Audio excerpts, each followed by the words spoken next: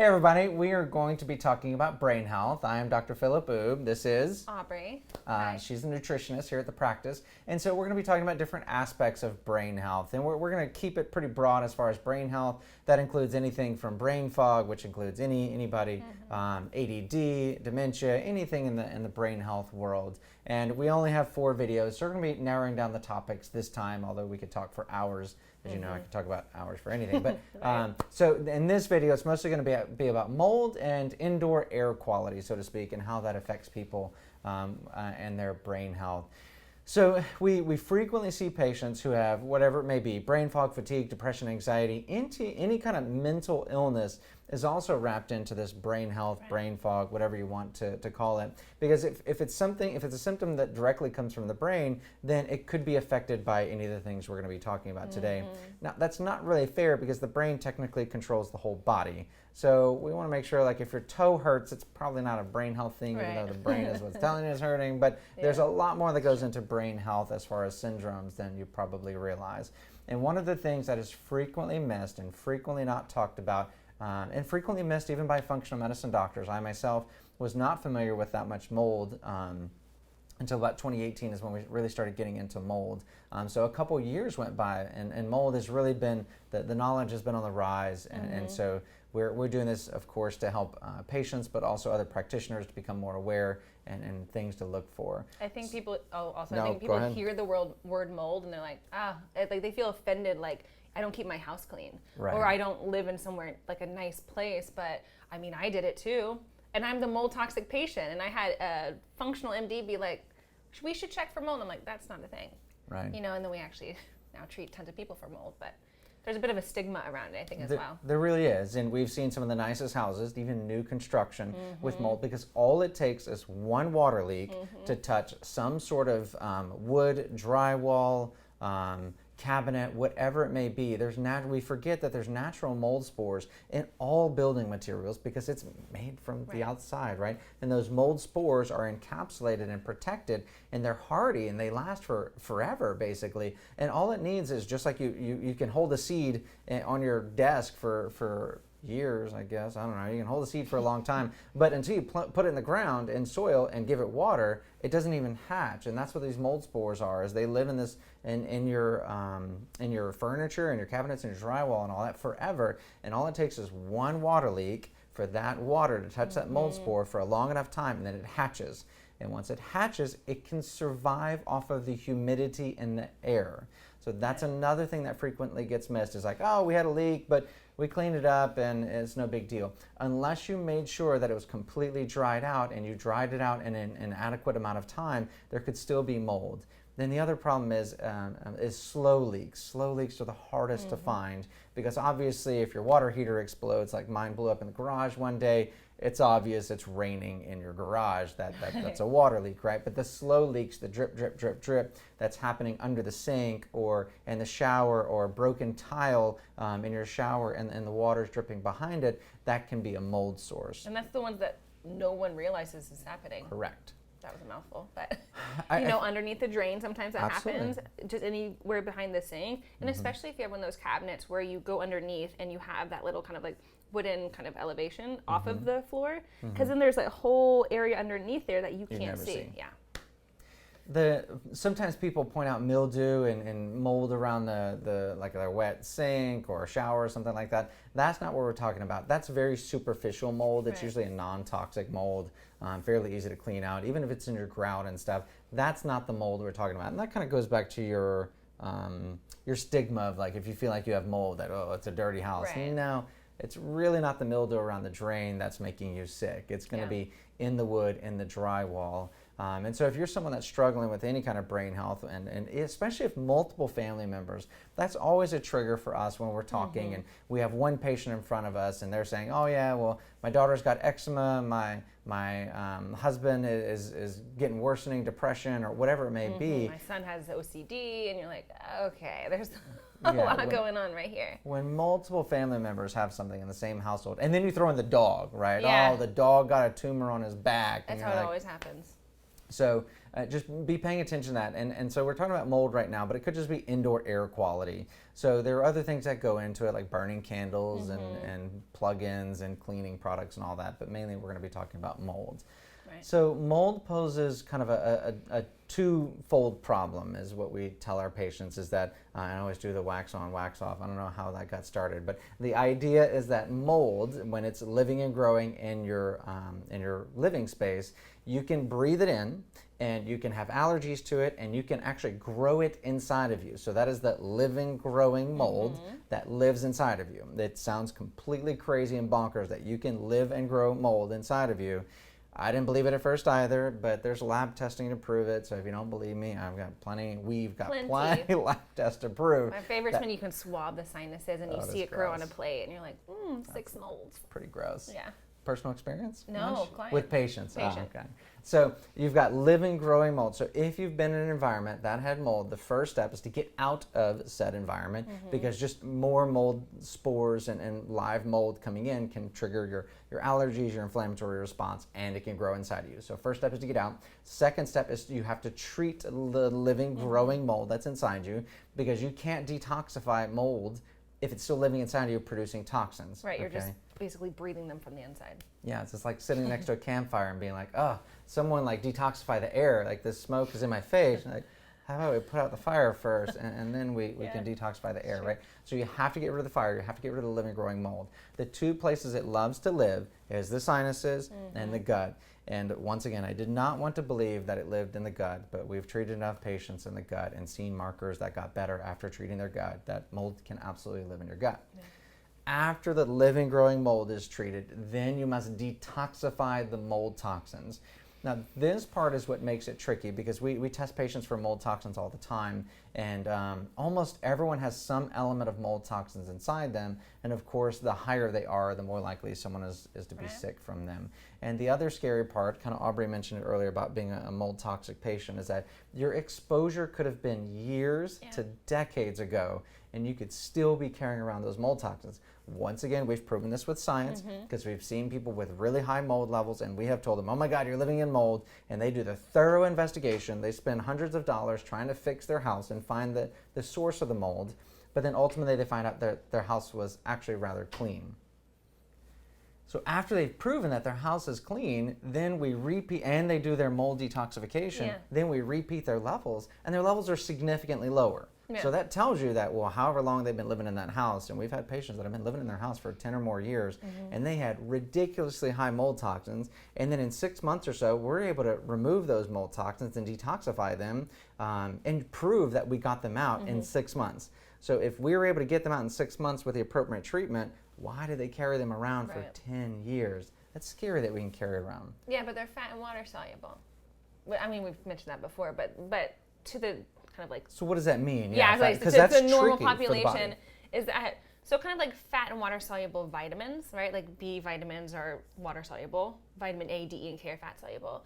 Fat soluble means it'll stay in your system longer. It's harder to get out. Your adipose tissue, your fat tissue actually holds on to toxins as a protective mechanism. Kind of like, we can keep it in here so we don't overload the bloodstream and don't make you super sick. So when you talk about fat soluble mycotoxins, it's literally kind of like extra toxins stored in adipose fat tissue and that aren't being released. But what happens is that treating mold is very tricky, because once you start pushing those toxins out of stores, there can be so much more than you think that there is, and that can lead to a worse Herxheimer reaction, detox things, reaction, things like that. And so the other part that's tricky about this fat and water soluble is that the body's used to detoxifying water soluble stuff. Yeah. That's pretty easy. You sweat it out, you urinate it out, you drink water. Water soluble stuff is easy to get rid of.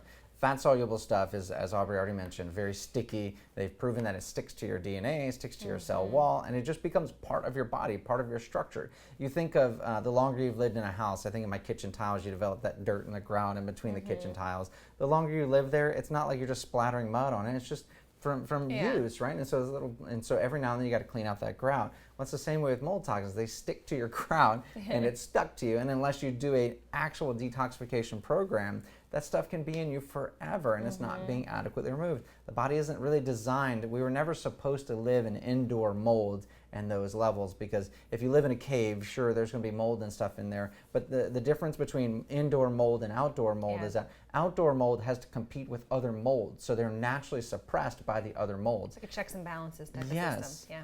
Indoor mold is completely unregulated by other molds, and it gets to grow out of control, and it's got plenty of food, because wood, drywall, anything is food. It's got plenty of oxygen, because oxygen in the air, and it can survive off the humidity in the air. It does not need water. With that being said, a humidity test is not an accurate test for mold in the home. Correct. All it can, I think I've heard, mold can survive. That was a lot of stutter. I'm getting there. The number's in there somewhere. So 45% is what I've heard. Okay. Even if the humidity is at 45%, mold can survive in the wall. And I think of my own air conditioning unit, which can drop the humidity to 45%, but can't drop it any lower than that. So one of the things we've done for some people who can't necessarily get out of their mold immediately is they can try to drop the humidity to try to paralyze the mold. It doesn't really kill it. And so they can get a dehumidifier, try to drop that humidity below that, but it still ultimately needs to be treated. And the most adequate way to treat mold in the home is to cut it out, just like a cancer. You got to cut it out. Yeah. So there's a lot of mold talk we could do. We've got a course online that walks through all about mold, how to kill it inside of your body, how to detoxify it, because remember, you have to kill the living growing mold, and you have to detoxify the mold toxins after it's dead. But we want to at least give you a few pointers of something you can do on your own right now. So Aubree, why don't you start with what's an easy way for someone to test their home that they can do on their own, or at least kind of investigate? So there's a couple tests that we do. There's one which is the ultimate kind of like get everything test. That's the Oubre test, and it's a cloth test, and you basically wipe some dust around your home. I'm paraphrasing it very, very small, by the way. And it tells you all the different type of mold in your home, kind of where you relate to everybody in the United States or kind of your area. Is the United States? Yeah, I don't know if they do out of the country. Okay, but yeah. US. So that's one. Oubre, E-R-M-I. Yeah, by Mycometrics. That's the company we use. There's several companies that do Oubre. Yeah. We have that's just the one we use. So Mycometrics, M-Y-C-O, metrics, M-E-T-R-I-C-S. Moldy index, something like that. Environmental moldiness index, relative index. Yeah, okay, cool. And then the next one's kind of like a dextrose little petri dish that we can use, and we leave it open in the home, put on the fan for about an hour or so, see if anything grows after 4 or 5 days. That one's a cheap one. It's like $33 with, don't quote me on the price, with lab fees and everything included. And that one's from Immunolytics, right? And that was nice too, because you can use that same exact type of structure to swab the sinuses. That's the fun one. Yep, so you can buy the same plate, you can take a Q-tip, swab inside of your nose, gently swab the auger. That auger is very soft. And then close it up and see what grows in your sinuses. Yeah. And then you can send it off, and they can tell you whether it's candida or mold or whatnot. It's not I shouldn't say sinuses, because you're really just swabbing the nose. Yeah, you'd really need an ear, nose, and throat doctor to get inside the sinuses to actually see what's growing in there. Yeah. The other thing you can do is you can do a quick look around I shouldn't even say quick, a detailed, thorough look around your house. The main places we see mold is always the bathroom and shower. It's almost always the shower. So please over-investigate your shower. Another common place is the kitchen under the sink. No one looks behind the dishwasher. Places you can't get to. So think about that. Like if you have a water line going into your refrigerator, is it behind the wall of the refrigerator? That's happened so many times in brand new homes as well. Did the dishwasher not be put in properly? And is there a leak in the back of it to where water's going underneath? That's a little bit harder for you to look at. So if you feel like you test the home for mold and you've looked everywhere with your eye of sight, okay, words are very hard today. But if you've done a thorough look and you still have mold on a mold plate or a mold test, then get someone to come in and check those really hard to look places. Right, that's where you'll hire a mold inspector. It's generally going to cost at least $400, if not more, to hire a mold inspector.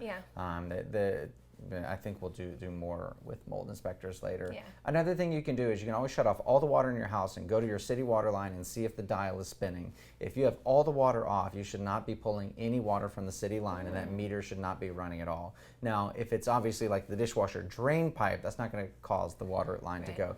But that's another way you can tell if there's any leaks in the house, because that meter is pretty sensitive for any leak. But once again, if it's a drippy drip drip, that's a really formal term, drippy drip drip. It's really not going to show at the city water line, so you got to think a little higher. If your water heater's raining in the garage, you don't need a meter to know that. So that's some ways to test the house. Number 2 is as far as treating mold inside you, that really involves working more with a practitioner, but maybe what are some things that patients can do or eat or something? Yeah, so one thing that you can do is inhale kind of different herbs as well. I know that's people are thinking marijuana. Okay, so smoke some weed. Smoke weed. That'd be that's great. That's totally false. How you treat mold? I'm just kidding. Like thyme, like you can actually do a thyme inhalation. Time, like seconds and minutes. THYME, yeah. You inhale seconds and minutes. Just more weed. Breathe.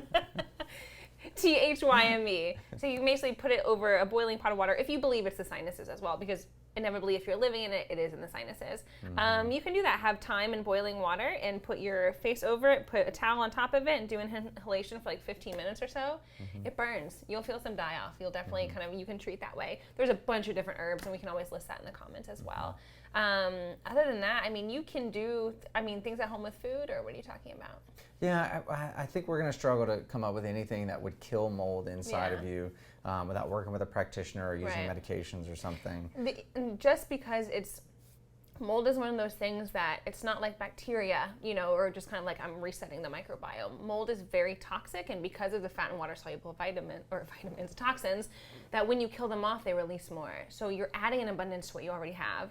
And so it depends on what a practitioner wants to do, but usually you debulk the circulating toxins, then you try to figure out, do we kill now, or do we go into some of those fat-soluble toxins? I keep saying vitamins. Molds are not vitamins. But like a phospholipid exchange IV or something like that. You have to determine that, and it's really tricky. So when a practitioner goes, this is the one way you treat mold, please don't listen to that, because there's so many intricacies of how to get it out of your body.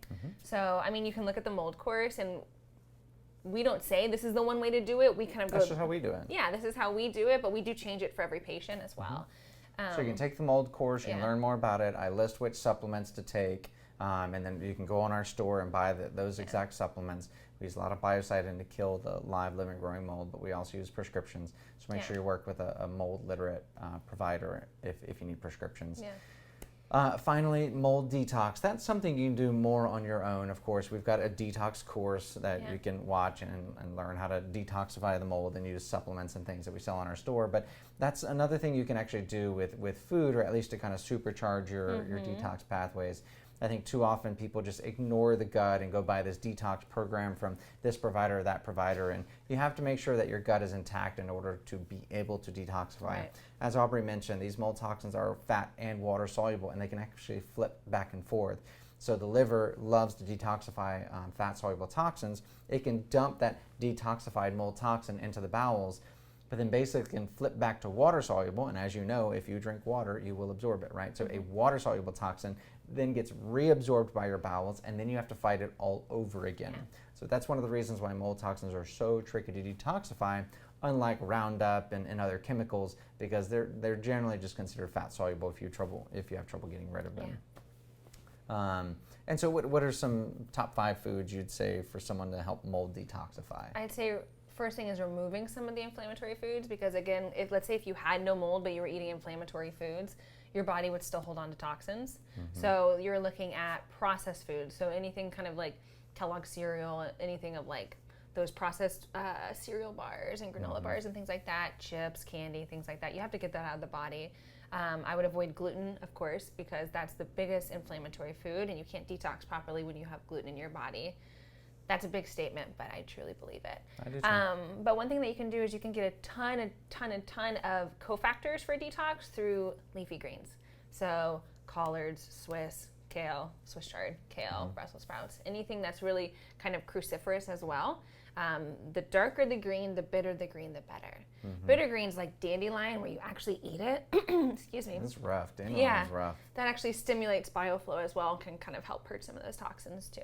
But think about yourself in that regard. So one of the things that I think we always get confused with is, and I'm guilty of it too, is like, oh, dandelion's great, but I can't friggin' eat it because it's so nasty.